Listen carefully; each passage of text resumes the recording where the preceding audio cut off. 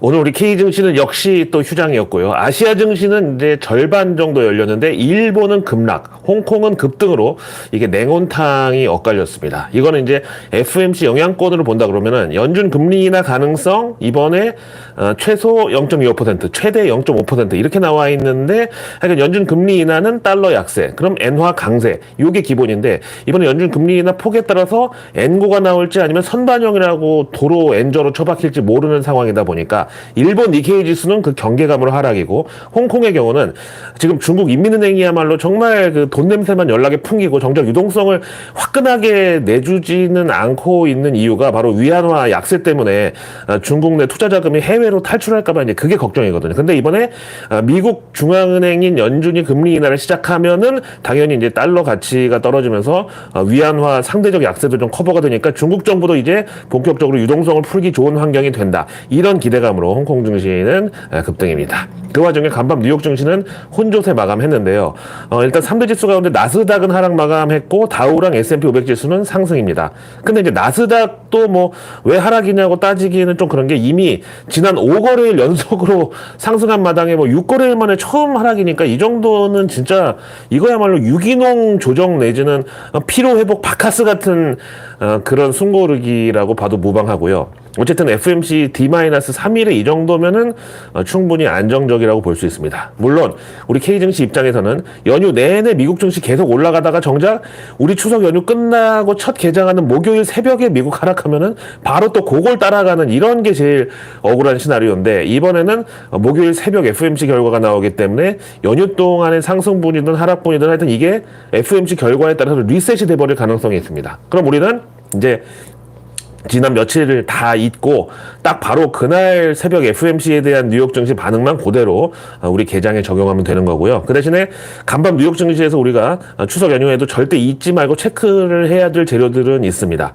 일단 목요일 개장은 뭐 FOMC 결과에 따라서 뉴욕 증시 반응이 이제 그대로 우리한테 어떤 예고편 역할을 하겠지만 이제 추석 연휴 동안의 여러 이슈들은 장중에라도 반드시 반영이 될 거거든요. 그 중에 하나가 바로 어제 내일 뉴스에서 자세하게 정리해드렸던 인텔 관련해서 바이든 정부의 칩스법이 사실상 인텔을 부활시켜주기 위한 그 인텔 겔싱어의 로비로 통과된 것이라는 그런 워싱턴의 후문이 있다고. 제가 그 얘기 하자마자 정말 24시간도 안 돼서 간밤에 인텔 주가가 6% 장중에 상승했고 마감 후 8% 총 14% 급등이 나왔습니다. 예전 우리로 치면 거의 상한가 폭이죠. 그럼에도 뭐 나스닥 지수는 하락했지만 그거는 이제 뭐 빅테크주들이 애플부터 테슬라까지 일제히 차익 실현 매도세로 하락했기 때문이고요. 또 이제 반도체 관련주들도 인텔 제외하고는 엔비디아를 비롯해서 대체적으로 다 하락 마감을 했습니다. 사실 이 인텔이 무슨 그 인버스 상품처럼 어느 날인가부터 뉴욕 증시의 어떤 에코프로 위상으로다가 하여간 인텔이 오르는 날은 다른 거 다 빠지는 거고 또 반대로 빅테크를 비롯해서 미국 반도체주들 다 올라가는 날은 인텔은 무조건 또 그런 날 하락입니다. 당장 오늘 새벽 뉴욕 증시에서 또 그랬는데 현재 인텔은 미국 정부의 천문학적인 보조금을 바탕으로 미국 내 첨단 반도체 공장 4곳을 건설하겠다고 선언했고 그러면서도 파운드리는 이제 스피노프 우리말로 분리 매각할 계획인데다가 또 이번에 구조 조정까지 계획을 잡았는데요. 거기다 이제 간밤에는 아마존 AWS랑 인텔이 합작해가지고 맞춤형 AI 칩을 공동 개발한다는 이 소식이 또 더해졌습니다. 과연 이 소식이 우리 K 반도체주들 그러니까 같은 AI 칩으로 HBM 만드는 삼성전자랑 SK 하이닉스에 과연 호재일까요, 악재일까요? 이제 어차피 근데 인텔은 현재 우리 삼성전자, SK하이닉스랑 반도체 사업 분야에서 겹치는 게 거의 없습니다. 사실 삼성전자의 초격차 전략이 원래 이게 인텔에서 만든 인텔이 원조고요. 뭐 IT 업계에서 거의 뭐 바이블처럼 통하는 게 이제 무어의 법칙이라고 있는데 그 무어가 바로 이제 인텔 창업자입니다. 당시 이제 그 무어가 반도체 기술 발전에 대한 법칙으로 만든 건데 이제 저장할 수 있는 데이터 용량이 18에서 24개월마다 2배씩 증가한다는 그런 의미고 그럼 이제 컴퓨터의 성능은 5년에 10배, 10년에 100배씩 향상된다고 이게 풀이가 돼요. 이게 무어의 법칙입니다. 하여튼 그런 인텔이 최근에는 뭐 다우지수에서 퇴출될 거라는 소문까지 나왔는데 당장 올해만 해도 필라델피아 반도체 지수 20% 상승할 때 인텔은 60% 하락했고요. 그래서 오늘 새벽에 14% 올랐다고 해봤자 닷컴 버블 이전 주가 수준입니다. 사실 인텔은 정말 반도체 산업에 있어서 동시에 할 수가 도저히 없는 그런 세 가지를 해왔는데, 그게 바로 팹 리스, 이건 이제 반도체 설계, 그 다음 파운드리, 요건 위탁 생산, 그리고 자체적으로 메모리 반도체 제조까지 하는데요. 뭐 요즘은 결국 셋 다 이제 엉망이 됐지만, 그럼에도 여전히 서버용 CPU 시장 점유율은 세계 1위 자리를 내놓지 않고 있죠. 근데 올해 11월 미국 대선인데, 이 와중에 트럼프 트레이드하고 해리스 트레이드의 어떤 교집합, 즉 누가 대통령이 되든지 간에 무조건 수혜주로 꼽히고 있는 게 바로 요즘 인텔입니다.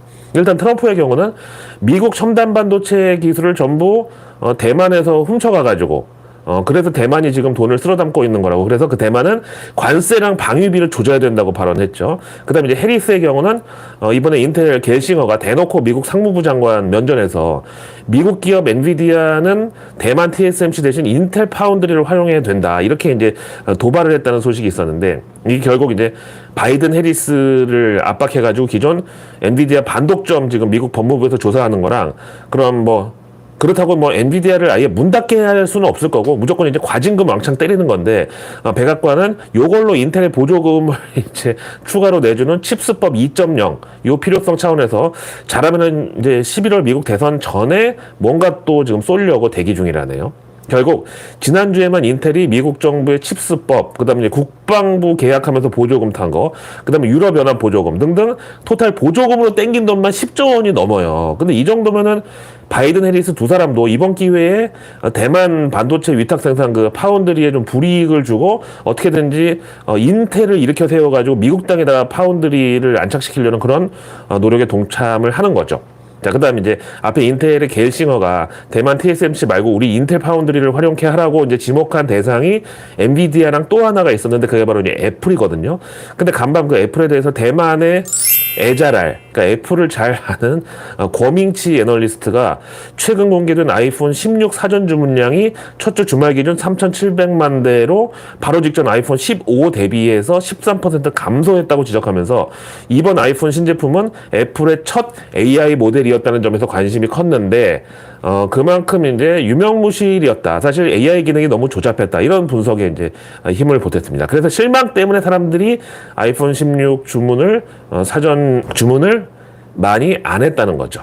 그 다음 이제 뉴욕 증시에서 테슬라의 경우는 또다시 CEO 리스크가 도마 위에 오르면서, 비록 하락폭은 크진 않았지만 하여간 일론 머스크에 대한 비난이 또 이제 그 시작이 됐는데, 이거는 일론 머스크가 트럼프 그 2차 암살 시도 사건 나온 지 하루 만에, 아니 근데 왜 바이든이나 해리스를 암살하려는 사람 없냐고 자기 트위터에 썼다가 이게 또 이제 발칵 뒤집혔어요. 그러니까 결국 농담이었다, 근데 불편하면 미안하다, 이렇게 삭제를 했습니다.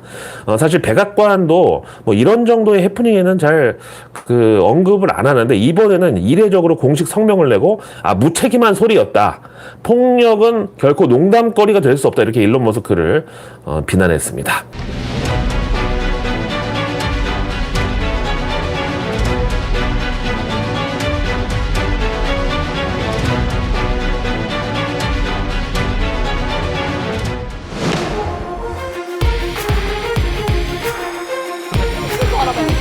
그런 걱정하지 마. 아주 무상한 시간.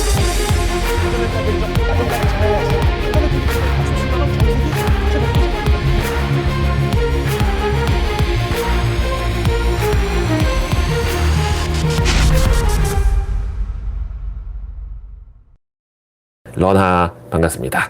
이제 두 밤만 더 자면 추석 연휴도 끝나고요. 또 동시에 FOMC 결과도 나옵니다. 일단 이번에 연준 금리 인하 자체는 그냥 가능성이 이건 99.999%고요. 대신에 그 폭이 문제인데, 현재 월가에서도 0.25냐 0.5냐 요거에 대해서 메이저들까지 팽팽하게 맞서고 있습니다. 일단 우리 K증시 입장에서는 원달러 환율이 제일 중요하고, 그 다음이 이제 0.25냐 0.5%냐 여기에 따른 이제 대응 시나리오가 달라지는 건데, 참 그 와중에 내일 또 미국의 8월 소매 판매가 발표되기 때문에, 와 정말 이번 FOMC는 막판까지도 야 이거 모른다, 진짜 쪼는 맛이 장난이 아닌 것 같습니다. 일단 월가 메이저 기관 중에서는 0.25% 베팅은 골드만삭스, 그 다음에 0.5% 금리 인하 베팅은 JP 모간, 이렇게 지금 나눠져 있는데, 사실 메이저 중에 메이저인 골드만삭스의 경우는 왜 0.25% 금리 인하에 베팅을 했을까?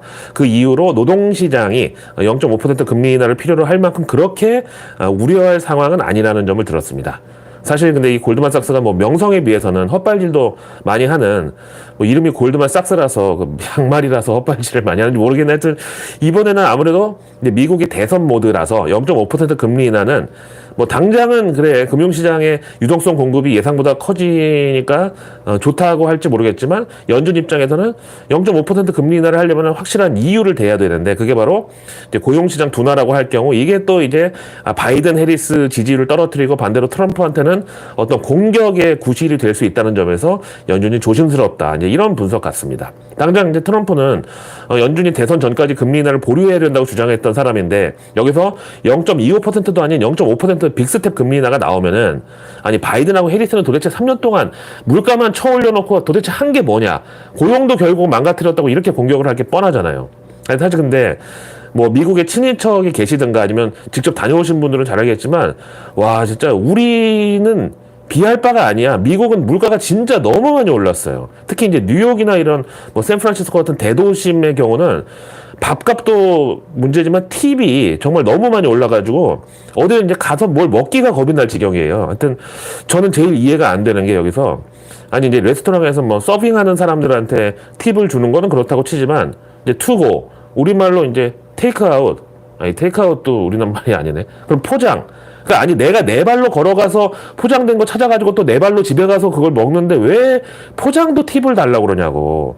아니 거기 테이블에서 먹으면은 음식 갖다 주고 뭐 다 먹고 치워주고 그런 데 대해서 팁이 발생하는 건 이해를 하겠는데 아니 포장은 도대체 누구한테 팁을 주는 거죠? 카운터에 있는 분이 꼭 팁을 요구를 하더라고요. 자 다음 이제 바클레이즈의 FOMC 프리뷰도 보면은 우선 제목에 The time has come 때가 됐다 이런 소리인데 바클레이즈는 일단 이번에 금리 인하의 때가 맞다.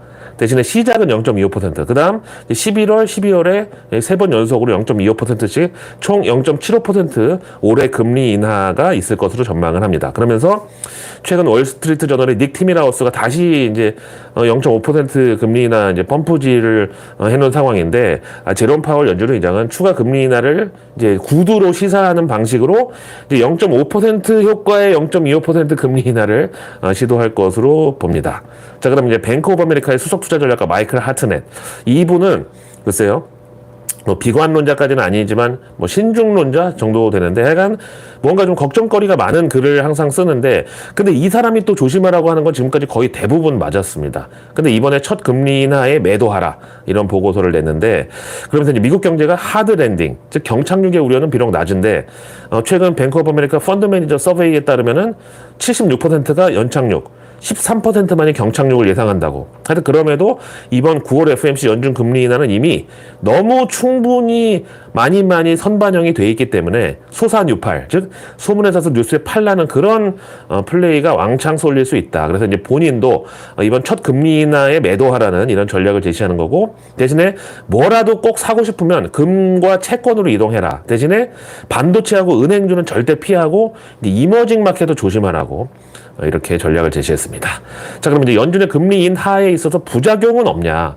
그냥 눈 딱 감고 0.5% 금리 인하 하면은 도대체 뭐가 문제냐? 이런 지적도 있는데 여기에 대해서는 JP 모간이 지난주 미국 내 석유가스 채굴 장비수가 5주 만에 첫 증가를 기록했다는 자료를 제시하면서 이게 바로 이제 연준 금리 인하로 인플레이션이 도로 올라갈 것에 대비하는 거다. 즉 현재 국제 유가가 작년 대비 30%나 낮은 수준인데도 미국 내 채굴 장비가 석유가스 둘 다 증가해서 총 590개로 작년보다 더 많이 늘어난 게 이게 바로 이제 미국이 연준 금리 인하의 때를 맞이해서 그 부작용을 막을 수비수로 등장시킨 거다. 이제 이렇게 보는 거예요.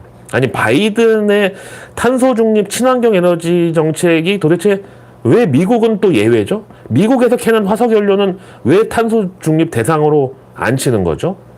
자, 이 와중에 중동 소식으로는 이스라엘이 오늘 밤 레바논 남부에서 헤즈볼라에 대한 공격을 승인했다는 소식이고요. 네타냐후 총리는 이스라엘 북부 주민들을 안전하게 대피시키기 위해서 노력할 것이다 라고 발표했습니다. 여기에 대해서 이제 바이든의 중동 정책 보좌관이 네타냐후의 레바논 공격 확대에 대해서 경고를 했다. 이렇게 나왔습니다. 경고만 맨날 하면 뭐 하냐고. 이런 와중에 이제 산유국도 아닌 주제에 탈원전까지 성급하게 했던 유럽에서는 에너지 비용이 다시 급등하는 조짐이 나오고 있다는데, 사실 그동안 러시아산 가스관으로 이제 공급받던 에너지가 이번에 완전히 끊겨버릴 위기에 처했다고 합니다. 그 배경인즉슨 중간에 있는 우크라이나가 러시아산 천연가스가 자기네 우크라이나 땅을 통과해서 유럽으로 가는데 이와 관련한 수송 협정을 더 이상 갱신하지 않겠다고 지금 협박하고 있다네요. 이게 이제 만기가 올해 연말인데 잘못하면 이제 올겨울에 또 유럽에 에너지 대란이 올 수 있다는 분석이고, 그러면 역시 또 수혜주는 K 원전 그리고 천연가스 LNG 쪽인가요? 하여간 이런 와중에 그나마 유럽 최대 천연가스 생산국인 노르웨이는 또 연중 최대 규모의 정기 유지 보수 작업 들어가면서 유럽 내 에너지 비용이 최근 가파르게 올랐다고 합니다. 또 거기다가 미국 국립해양청에 따르면은 올해 라니냐가 이제 10월부터 내년 2월까지 발생할 걸로 보는데, 이럴 경우 겨울 날씨가 평년보다 추워질 수 있다고 그렇습니다.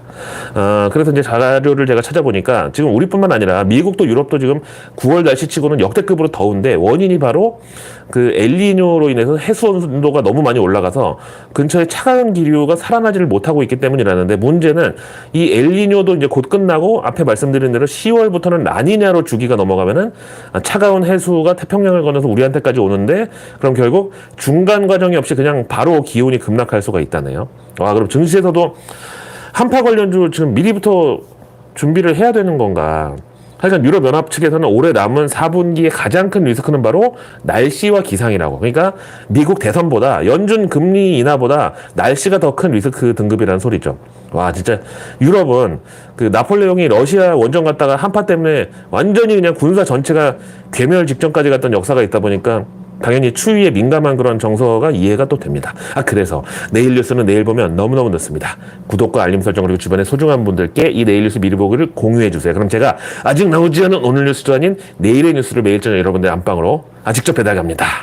자, 이제 오늘 밤 미국 8월 소매 판매 발표가 또 있는데, 시티그룹 리서치에서는 이틀 뒤 FMC에서 0.25냐 0.5냐 이걸 가를 유일한 마지막 재료가 바로 이번 소매 판매라고 합니다. 일단 오늘 나온 미국 민간 소매 판매 지표를 제가 참고해 보면은 CNBC와 리테일 모니터 공동 조사 결과 8월 소매 판매가 전년 대비 2.11% 증가한 것으로 나왔고요. 여기 이제 가장 큰 요인은 바로 인플레이션 완화랑 소비자 수요 증가를 꼽았습니다. 그래서 최근 미국의 고용 둔화에도 불구하고 물가가 떨어진 게 소비자들의 수요 증가로 이어졌다고 해석하고, 또 9월에 연준이 금리를 내릴 것이라는 이런 기대감도 일찌감치 8월부터 한 발 앞서서 이제 사람들이 소비를 늘리는 효과를 주었다고 합니다.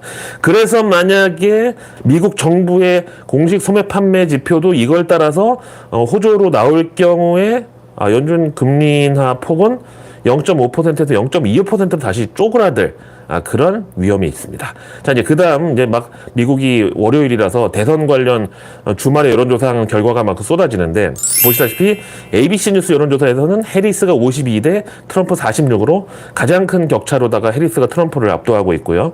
이래서 편파 진행 논란이 나오는 건가? 하여간 그리고 보시면은 아틀라스 인텔리전스 하나만 빼고는 모든 여론조사에서 해리스가 지금 우세한 걸로 나왔습니다. 그리고 이제 얼마 전 트럼프가 그 트루스 소셜 주식 팔아버렸다고 오보를 냈던 로이터도 보니까 해리스 47%대 트럼프 42%. 여기도 참 압도적으로다가 해리스가 우세하는 걸로 나왔습니다. 이걸 보면은 사실상 트럼프 2차 암살 시도에도 불구하고 지난번 1차 암살 시도 때와 같은 트럼프 지지율 상승 효과, 지지층 결집 효과는 더 이상 나오지를 않았습니다. 아무래도 현재 여론조사만 봐서는 해리스가 약간 그 사회주의적인 경제정책을 선호하는 경향이 있음에도 불구하고 그건 그냥 대선용 코스프레라고 지금 취급하는 것 같고, 결국 이제 해리스가 대통령 되면 그냥 바이든 정부의 추가 연장 느낌으로다가 안정적인 국정 운영을 지금 사람들이 기대하는 것 같습니다. 그럼 제롬 파월 연준의장도 당연히 한시름 또 놓고 이제 임기 끝까지 채울 수 있다는 희망이 생기니까, 이것도 역시 월가에 있어서는 트럼프가 대통령 돼가지고 당장 제롬 파월 옷 벗기고 어디서 지 같은 그런 불확실한 캐릭터의 연준의장을 갖다 꽂는 것보다는 지난 몇 년 이렇게 지켜보니까 파월은 그래도 월가에서 뭔가 좀 요리하기 쉬운, 그나마 좀 불확실성이 적은 그런 캐릭터라는 데 이제 동의를 하고 있죠. 자, 오늘 하루도 명절 당일날 고생 많으셨고요. 저는 내일의 내일 뉴스를 또 들고 다시 찾아뵙겠습니다. 고맙습니다.